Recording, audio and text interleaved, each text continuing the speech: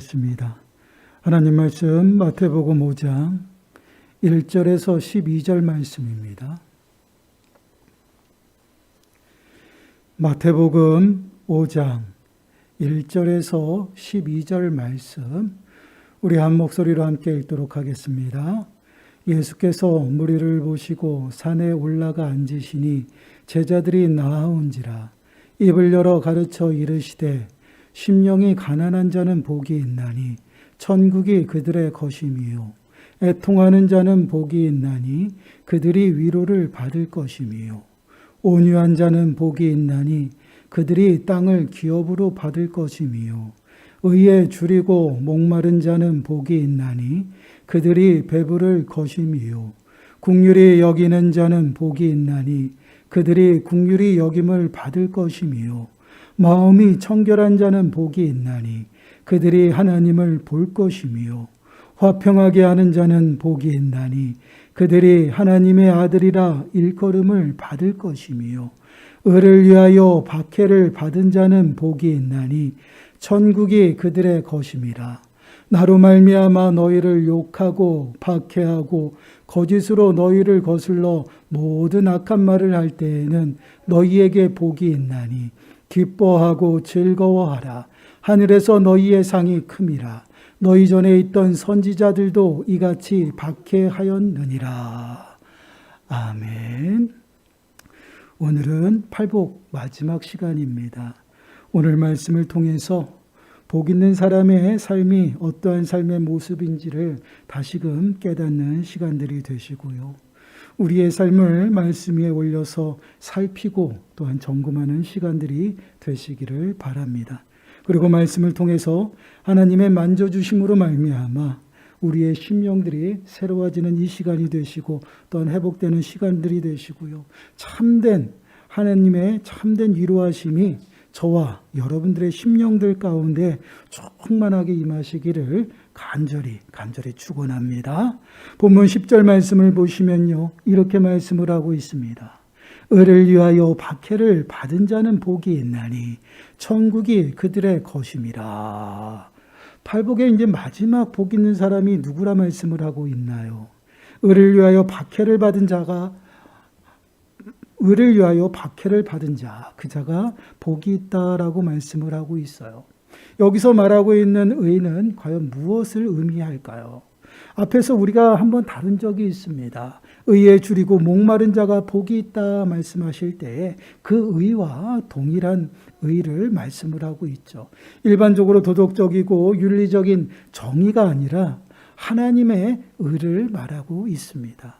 그럼 여기서 말하는 하나님의 의는 과연 무엇일까요? 누마서 3장 21절, 22절 말씀을 보시면요. 이렇게 말씀을 하고 있습니다.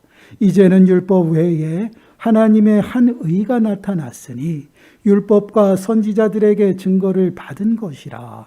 곧 예수 그리스도를 믿음으로 말미암아 모든 믿는 자에게 미치는 하나님의 의인이 차별이 없느니라. 하나님의 한 의가 나타났다라고 말씀을 하고 있어요. 그리고 곧 예수 그리스도다라고 말씀을 하고 있죠. 그렇습니다. 하나님의 의는요, 바로 예수 그리스도를 말합니다. 그래서 의를 위하여 박해를 받은 자라는 것은요, 예수 그리스도를 따르는 삶을 적극적으로 살아가면서 그로 인해서 어려움을 당하는 자들을 말하고 있습니다. 그래서 오늘 본문 11절 말씀에서도요, 동일하게 말씀을 하고 있어요. 나로 말미암아 너희를 욕하고 박해하고 거짓으로 너희를 거슬러 모든 악한 말을 할 때에는 너희에게 복이 있나니. 나로 말미암아라고 말씀을 하고 있습니다. 곧 예수 그리스도로 말미암아 박해를 받은 자들이 복이 있다라고 말씀을 하고 있어요. 여기서 박해라는 이 단어는요, 어떠한 의미를 가지고 있냐면 집요하게 쫓아와 괴롭히는 그러한 모습을 의미하고 있다라는 것이에요. 우리가 예수 그리스도를 믿고 온전히 믿음의 삶을 살아갈 때에 이러한 어려움을 당한다라는 것이에요. 오전에도 말씀을 드렸다시피 우리가 예수 그리스도를 믿는다라는 것은요, 항상 행복만 있는 것이 아니다라는 것이죠. 결코 그 길이 쉽고 또한 넓은 길이 아니다라는 것을 분명히 우리들에게 말씀을 하고 있어요. 순탄하지 않다라는 말씀이죠. 그래서 로마서 8장 17절 말씀을 보시면요. 자녀이면 또한 상속자 곧 하나님의 상속자요. 그리스도와 함께한 상속자니 우리가 그와 함께 영광을 받기 위하여 고난도 함께 받아야 할 것이니라. 우리가 하나님의 자녀이면 하나님의 영광에 함께 참여하고 또한 고난도 함께 받는다라고 말씀을 하고 있어요. 이는 곧 순탄한 길이 아니다라는 것이죠. 우리가 늘 이러한 말씀을 마음에 새겨야 할 것입니다. 그럼 예수님을 믿으면 언제나 평안해야 할 텐데 이러한 어려움을 당하는 이유는 과연 무엇일까요? 우리는 참으로 궁금해요. 왜 그러냐면 이 땅에 참빛으로 오신 예수 그리스도이시고 그 빛이 우리 가운데 임하였는데 왜 우리는 그 빛이 임하였음에도 불구하고 우리는 어려움 가운데 벗어나지 못하고 환난과 핍박 가운데 살아가며 더 나아가서는 문제들 앞에 당면하게 되는지 우리는 참으로 궁금합니다. 이러한 질문의 답은요. 예수님 당시에 예수님을 배척했던 그 사람들의 모습을 통해서 우리는 답을 찾을 수 있을 것 같습니다. 예수님께서는 참빛으로 이 땅에 오셨습니다. 그러나 당신의 백성들은요, 예수님을 영접하지 않았어요. 그 이유가 무엇이었을까요? 그것은요, 그들이 빛보다 어둠을 더 사랑했기 때문이다라고 말씀을 하고 있습니다. 이러한 모습을 요한복음 3장 19절과 20절 말씀에서는요, 이렇게 말씀을 하고 있어요. 그 정죄는 이것이니 곧 빛이 세상에 왔으나 사람들이 자기 행위가 악함으로 빛보다 어둠을 더 사랑한 것이니라. 악을 행하는 자마다 빛을 미워하며 빛으로 오지 아니하나니 이는 그의 행위가 드러날까 함이요. 그들이 어둠을 더 사랑하는 이유가 무엇이라고 이야기를 하고 있어요. 자기 행위가 악한데 그 행위가 빛 가운데서 드러나기 때문이다라고 말씀을 하고 있습니다. 그래서 그들은요, 빛 가운데 나오기보다는요, 어둠 가운데 살아가는 것을 더 좋아했다라는 것입니다. 그래야 자신들의 욕심과 탐심을 숨길 수가 있다라는 것이죠. 그런데 이러한 모습이 자신들을 영원한 지옥불로 향하게 한다라는 것을 그들은 전혀 알지 못한다라는 것이죠. 그들은 스스로 자신을 구원할 수 있다라고 생각을 합니다.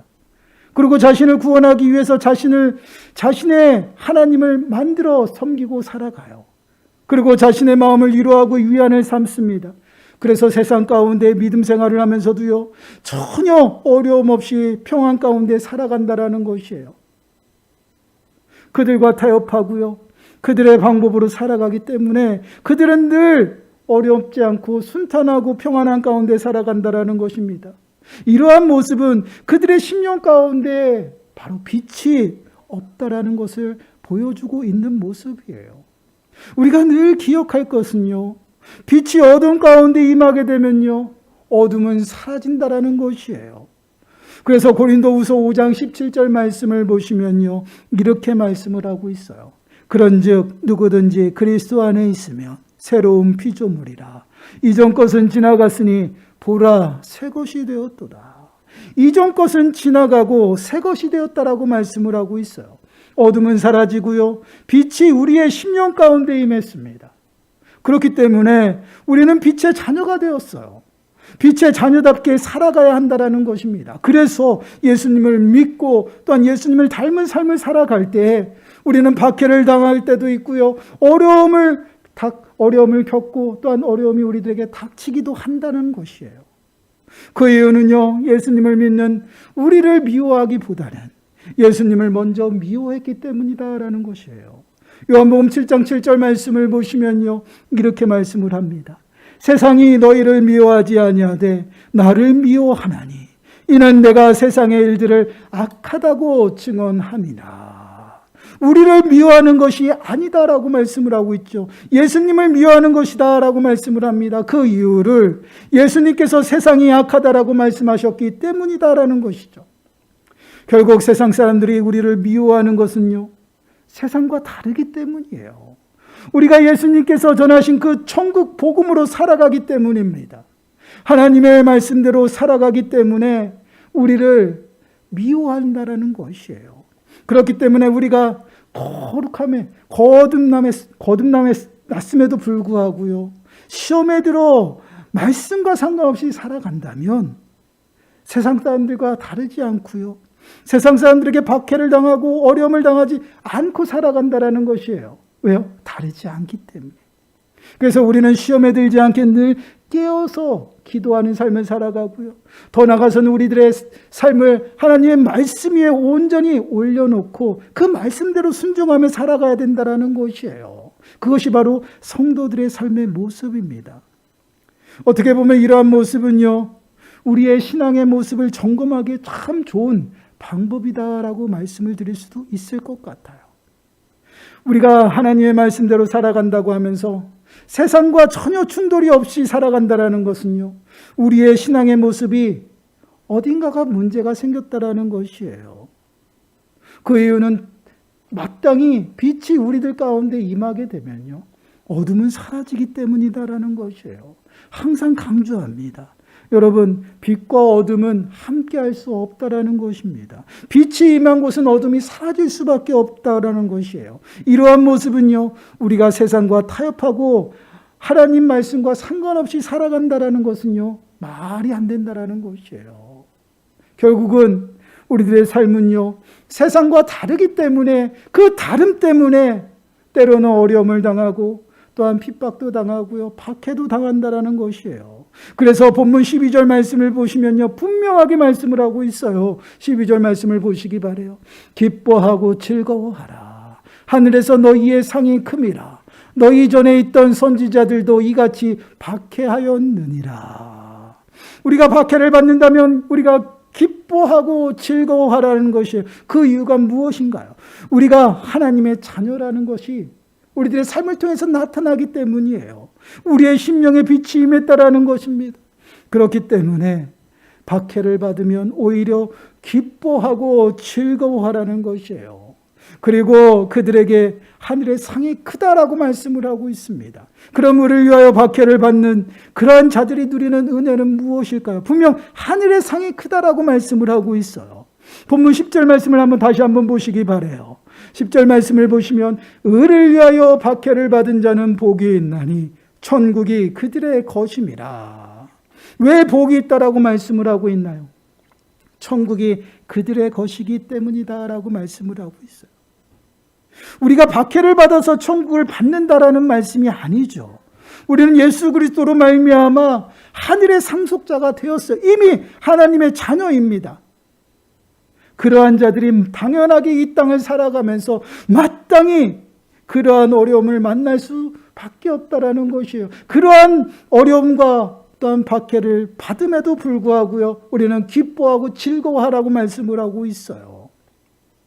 요한복음 15장 19절 말씀을 보시면요, 이렇게 말씀을 하고 있습니다. 너희가 세상에 속하였으면 세상이 자기의 것을 사랑할 것이나 너희는 세상에 속한 자가 아니요 도리어 내가 너희를 세상에서 택하였기 때문에 세상이 너희를 미워하느니라. 우리가 예수님께 속해야 했기 때문에 세상이 우리를 미워한다라는 것이에요. 그렇기 때문에 믿음의 사람들은요, 세상 가운데 살아가면서 믿지 않는 자들에게 박해를 당하는 것이 당연하다라는 것이에요. 미움을 받는 것이 당연하다는 것입니다. 어려움을 당하고요, 더 심하면 박해를 당하는 것이 당연하다는 것을 우리들에게 말씀을 하고 있어요. 그러나 우리가 그러한 박해나 어려움에도 낙심하지 않는 것이 바로 우리에게 장차 임할 하나님의 나라가 예비되어 있기 때문이다라는 것이에요. 하늘의 소망을 가지고 살아가기 때문에 장차 받을 그 영광에 비하면 지금에 받는 그 고난과 환난이 피할 바가 아니기 때문에 우리는 그 모든 것들을 참고 인내함으로 살아간다라는 것입니다. 바로 이것이 소망의 삶의 모습이고 바로 성도들의 삶의 모습이에요. 그럼 천국의 삶을 우리가 장차 임할 하나님 나라에서만 누리며 살아갈까요? 그렇지 않죠. 장차 임할 하나님의 나라에서만 누릴 수 있다라고 해도요, 우리는 감사하고 기뻐할 수밖에 없어요. 그런데 우리가 살아가는 이 땅에서도요, 동일하게 누리며 살아간다라는 것이에요. 주님과 늘 함께하는 그곳이 바로 하나님의 나라입니다. 하나님의 인도하신 가운데 살아가고요, 하나님의 돌보신 가운데 살아가는 은혜를 매 순간순간 누리며 살아간다라는 것이에요. 이것이 바로 성도들이 이 땅에서 누리는 참된 행복이고요, 특권입니다. 그래서 저는 여러분들에게 당당하게 말하고 있어요. 어려움 가운데서도 낙심하지 마시고요.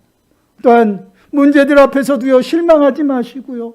여러분 담대하고 또한 세상 앞에 당당하시기 바라요. 왜 그렇습니까? 주님이 나와 늘 함께 하시고요. 더 나아가서는 주님께서 우리들에게 인자하심의 은혜를 풍성하게 우리 베푸시고 있다는 것이에요. 이것이 바로 그리스도인의 특권이에요. 이 특권을 여러분 포기하지 마시기 바라요.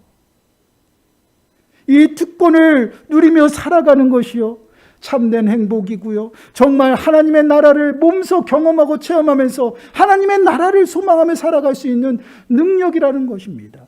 그래서 우리는요, 어떠한 어려움에도 환경을 보고 불평하고요, 낙심하는 것이 아니라 오히려 기뻐하고 즐거워한다라는 것이에요. 그리고 장차 임할 하나님의 영광을 바라보면서 하늘의 소망 가운데 살아가는 것입니다. 이것이 바로 믿음 생활이에요.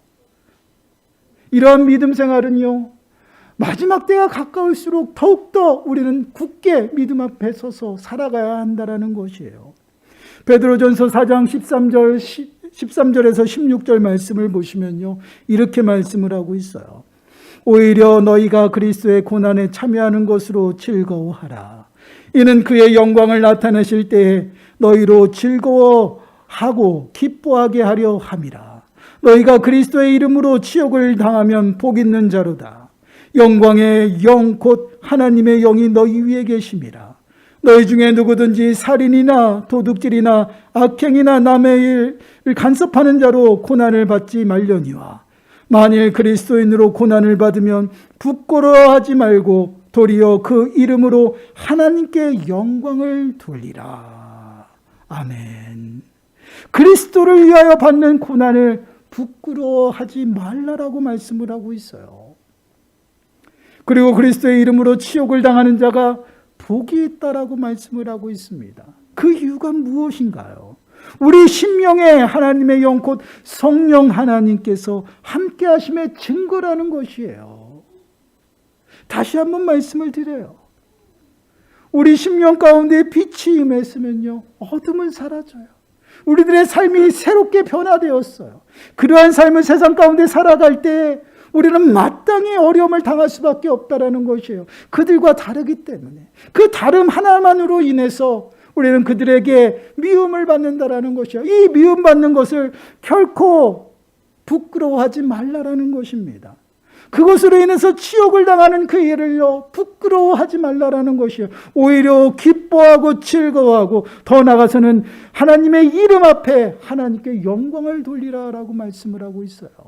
얼마나 감사합니까? 여러분, 기독교가 초기에 우리 한국에 들어와서 우리에게 한 말, 복음을 전하면서 늘 강조한 말씀이 있죠. 예수 믿으면 복 받습니다. 정말 많이 했어요. 정말 복을 받습니다. 영원히 죽을 수밖에 없었던 우리가 예수님을 통해서 사망에서 생명으로 옮김을 받았어요. 영원한 생명이 우리 가운데 있습니다. 이것보다 더 큰 복은 어디 있겠어요? 그렇기 때문에 복 받는 것은 맞습니다. 그런데 이 복은 세상에서 말하는 복과는요, 다르다라는 것을 우리가 좀 기억해야 됩니다. 세상에서 말하는 만사형통을 바란다라면요, 신앙생활을 하면서 우리는 매 순간 낙심할 수도 있습니다. 이는 무엇을 의미할까요? 어려움도 있고 문제도 만난다라는 말씀이에요. 그러나 그 삶 가운데 우리는요, 믿음으로 살아갈 때에 하나님의 돌보심의 은혜를 체험하게 되고 인도하심의 은혜를 누리면서 살아간다라는 것이에요. 예수님을 믿는 우리는요, 이 세상을 살아가면서 예수님을 본받아 살아가는 것입니다. 이것이 믿음의 생활이고요, 믿음의 경주입니다. 그렇기 때문에 예수님으로 인해서요, 박해를 받는 것이 당연하다라는 것이에요. 구별된 삶을 사는 것, 그것을 어둠의 세력들 사단은 좋아하지 않습니다. 그렇기 때문에 우리를 넘어뜨리고 쓰러뜨리기 위해서 수단과 방법을 가리지 않냐고 우리를 공격하죠. 때로는 핍박도 하고요, 박해도 합니다. 어려움이 우리에게 닥치기도 하죠. 그렇지만 우리는 이러한 어려움이 예수님으로 인해서 내게 옴을 기뻐해야 한다라는 것입니다. 내가 하나님의 자녀가 된 그 증거라는 것을 확실하게 보여주는 그러한 확증이기 때문에 그렇습니다. 그래서 우리는 기뻐하고 즐거워하며 하나님께 영광을 돌리며 살아간다라는 것이에요. 이것이 바로 우리 성도된 삶의 모습입니다. 그렇습니다. 우리가 지금까지 오늘까지 팔복에서 말하고 있는 복 있는 사람은 모두가 하나님의 자녀들을 말을 하고 있어요. 성도들을 말하고 있습니다. 성도로서 이러한 삶을 살아간다는 것을 우리들에게 말씀을 하고 있어요.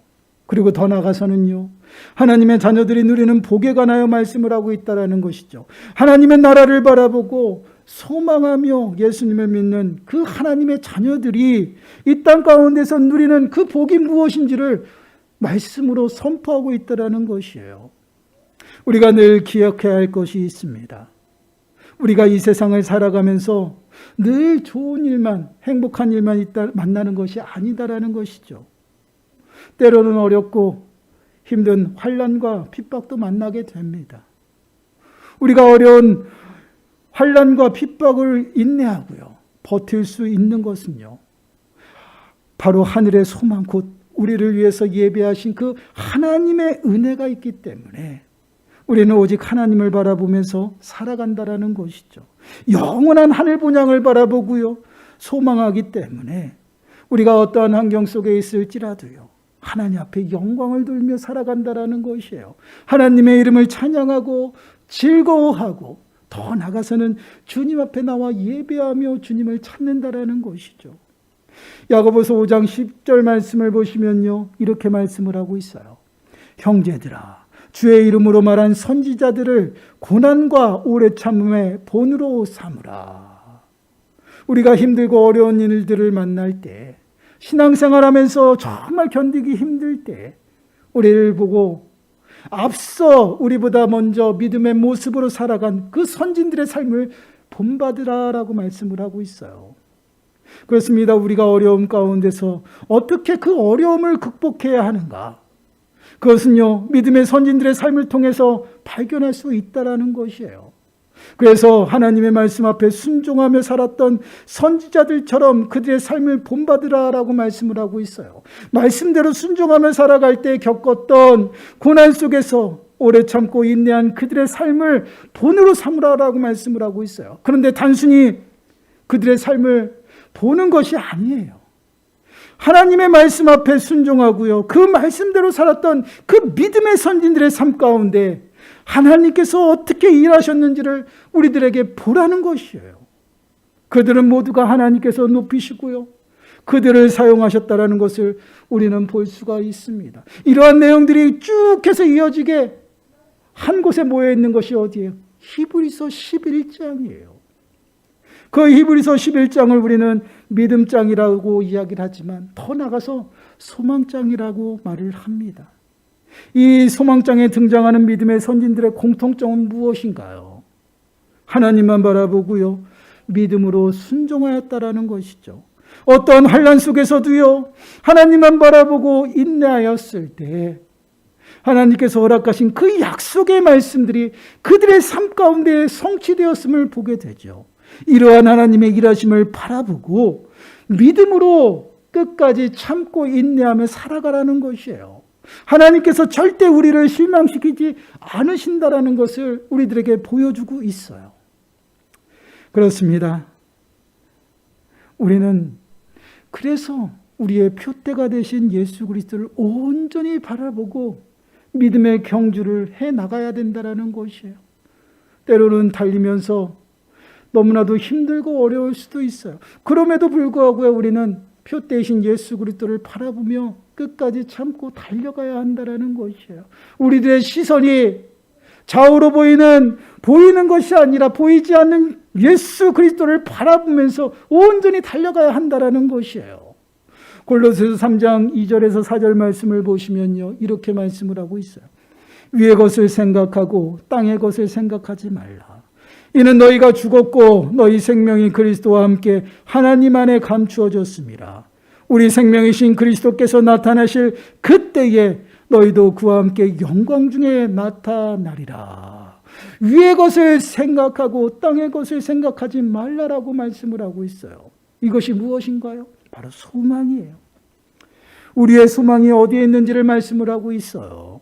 우리의 소망은요, 바로 하늘의 소망입니다. 당연히 우리의 시선은 어디에 고정되어져야 될까요? 하늘에 고정되어 있어야 됩니다. 그래서 우리가 주목하는 것은요, 보이지 않는 것이다라는 것이에요. 보이는 것을 주목하며 살아가는 것이 아니라 보이지 않는 것을 주목하고 여호와 하나님께 우리의 시선을 고정해야 한다라는 것이에요. 환경을 보는 것이 아닙니다. 그 환경 속에서 우리를 위해 일하시는 여호와 하나님을 바라보면서 그 하나님을 의지하며 살아가는 것이에요. 하나님을 전적으로 의지할 때 하나님께서는 친히 일하시고 우리를 당신의 영광 가운데 거하게 하신다라는 것이요. 이것이 바로 하나님께서 우리들에게 예비하신 축복이라는 것이에요.